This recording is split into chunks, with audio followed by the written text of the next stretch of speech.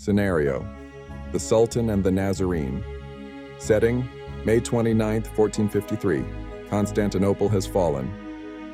The city of Constantinople lay still beneath the early morning light. Smoke rose like morning incense from broken homes and shattered churches. Hagia Sophia, once the great cathedral of Eastern Christendom, now bore the flags of Mehmed II, the young sultan of the Ottoman Empire, Fatih, the conqueror. Mehmed rode through the cracked gates of the city on his warhorse, his crimson cloak dragging dust behind him.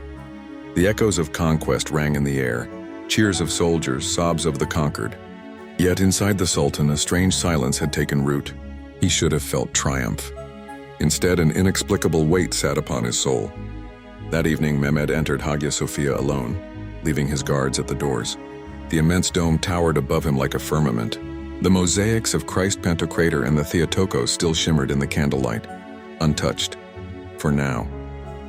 He stood still in the nave, gazing up at the face of Christ on the apse, when the temperature shifted. The candles flickered. A soft wind passed through the sealed building. From the light above, a form descended, not through the door or from the shadows, but through reality itself. As though time had parted like a curtain, a man stood before him, dressed in a simple robe with wounded hands and a crownless brow. The figure looked nothing like the majestic icons above. And yet in his presence, even the walls of the mighty Hagia Sophia seemed to bow. His eyes, piercing and filled with eternity, met Mehmed's. The Sultan fell to his knees. Jesus Christ spoke, not with anger but with authority softened by sorrow. "You have conquered a city, Mehmed, but what will you do with its soul?" Mehmed trembled. "Are you the prophet Isa, the one whom the Christians and my people honor?" "I am he," Jesus said, "Son of God, Son of Man. You believe this city is yours now," he continued, "but it belonged to my people for centuries. They prayed here, suffered here, built beauty in my name. What you have taken with sword and fire, will you now rule with wisdom or with fear?" Mehmed's voice cracked. "I came to build a new empire, to unite East and West, to carry civilization forward. I meant no blasphemy. Ambition without love destroys what it seeks to raise. You see only the walls and gold, but I see the souls.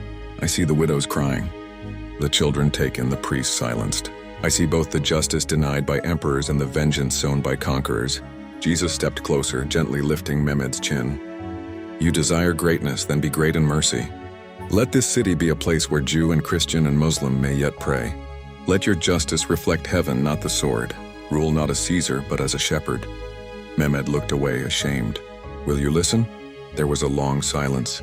And then, with tears forming, Mehmed whispered, "I will try." Aftermath.